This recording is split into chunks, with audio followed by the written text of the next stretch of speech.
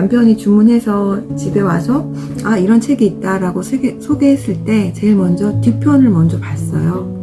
굉장히 책 디자인이 심플하면서 뭔가 이 책에 어떤 내용이 담겼을까 보여주는 부분에서 뒷표지를 보면은 해시태그로 다양한 브랜드 이름이 나옵니다. 과연 내가 아는 브랜드가 있을까 찾아보았는데 역시나 이 책 자체가 작은 브랜드였잖아요. 그래서 많은 대중이 알 수 있는 브랜드라기보다는 소수의 그쪽 분야에 굉장히 깊은 관심을 갖거나 전문적인 그런 취미를 갖고 있거나 그런 사람들이 알 수 있는 브랜드가 많았던 것 같아요. 특히나 외국 브랜드는 제가 잘 모르겠더라고요. 그럼에도 불구하고 제가 식음료, 이 외식업에 오래 있다 보니 그쪽 브랜드의 이름은 몇 개 아는 게 있어서 제가 동그라미를 쳐봤거든요. 여러분도 한번 이 안에 어떤 브랜드를 알고 계시는지 살펴보면 좋을 것 같습니다. 그래서 저 같은 경우는 제주 맥주, 공표, 또 프리츠, 삼진어묵, 그 다음에 쿠엔즈 버킷, 부르독 이런 그 브랜드를 알고 있었고요. 식음료 쪽은 아니지만 모베로 웍스 같은 경우는 브랜드 책을 통해서도 한번 본 적이 있고 또 딸이 이렇게 브랜딩을 하는 업체가 있어 라고 소개해 주어서 유튜브를 본 적이 있는 책 모베로 웍스는 아는 브랜드였습니다.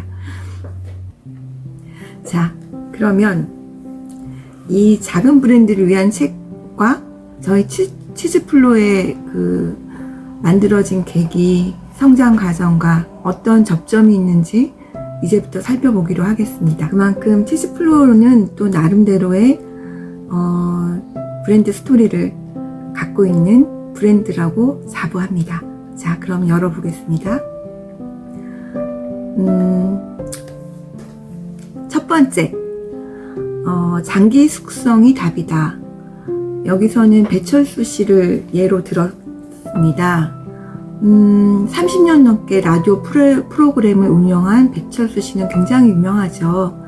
이분은 가수였는데 한 그 프로그램을 30년 이상 하면서 이 프로그램이 전 세계적으로 유명해졌고 또 이 30주년 때는 영국 BBC 그 방송국에 가서 이 방송 특집을 했다는 걸 제가 봤습니다. 물론 이분이 그 30년의 세월을 이어오면서 얼마나 많은 우여곡절이 있었을까. 중간에 포기하고 싶은 그런 마음도 많았을 것 같아요. 그렇지만 그렇게 이어왔기 때문에 굉장히 그 장기 발효의 가장 큰 장점인 맛이 깊어졌다는 것과 맛이 깊어지는 브랜드는 쉽게 사라지지 않는다는 부분을 강조하는 것 같습니다. 저희 치즈플로 역시 지나고 보니 벌써 이제 20년이 넘게 흘러가고 있습니다. 저와 남편이 각자 다니던 직장을 그만두고 제2의 인생으로 그 이런 외식 분야에 뛰어든 해가 2001년도였거든요. 그래서 영국에 가서 요리를 배워오고 2005년 키친플로, 2007년에 키친플로 2층을 또 확장했고 2010년 셰플로 도곡, 네, 그 다음에 셰플로 신사점, 한남동 치즈플로, 효창동 치즈플로 공방, 또 더플로 법인에 이르기까지 20년 넘는 장기 숙성이 되었다고 생각합니다. 또 하나 그렇게 여러 가지 레스토랑을 열면서 끊임없이 요리에 대해 공부해서 수저의 햄, 샤키테리 분야랑 치즈를 공부하러 외국을 다녔던 그런 스토리도 있습니다. 제가 2008년부터 블로그를 시작했기 때문에 쉽게 기록했던 것들을 불러올 수 있었던 장점이 있습니다. 워낙 정리정돈을 잘 못하는데 저는 제 블로그에서 검색을 하면 다 나와요. 그래서 그 2001년부터의 스토리를 사진과 함께 여러분한테 잠깐 보여드리겠습니다. 2001년도 영국에 가서 저는 영어 공부를 했고요. 파트타임으로 일을 좀 했었고, 남편은 꼬르든 블루 요리 과정을 수료하면서 짬짬이 외국 레스토랑에서 일을 했었습니다. 그리고 이제 서울에 들어와서 2005년 설해마을 키친플로어에 오픈하죠. 첫 운이 있었던 것 같아요. 굉장히 잘 됐습니다. 그래서 2007년에 2층으로 확장했는데 요건 좀 잘못된 선택이었지 않나. 왜냐하면 매출은 거의 비슷한데 월 임대료하고 임금은 2배로 늘어났기 때문에 좀 힘들었던 시간이 있었습니다. 그렇지만 그때 저희가 2층으로 확장하면서 2층에 쿠킹 클래스 공간을 마련해서 쿠킹 클래스를 좀 시도했던 경험이 있고요. 그 다음에 1층에 조금 남은 공간에 와인과 함께 저희가 만든 그 델리 제품을 판매한 적이 있는데, 이게 바로 지금의 치즈플로의 치즈샵의 모태가 되지 않았을까. 항상 어떤 생각이 있어서 그 생각이 조금씩 준비를 거쳐서 이렇게 펼쳐지는 것 같다는 생각이 듭니다. 그래서 어떤 시도든 그때 당장은 실패했는지 모르지만 시간을 두고 생각해보면 그것도 역시 경험이었다. 좋은 경험이었고 지금의 밑바탕이 된다라는 생각이 듭니다. 그리고 이제 저희 지금 제 뒤편에 책장 보이세요? 네.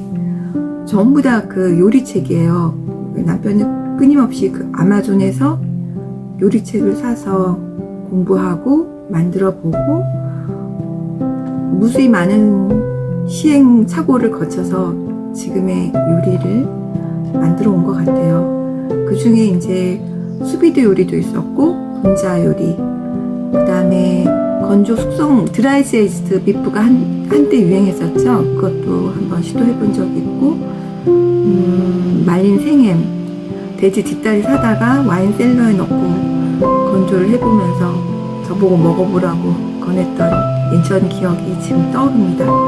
그리고 치즈도 직접 만들어 봤고요.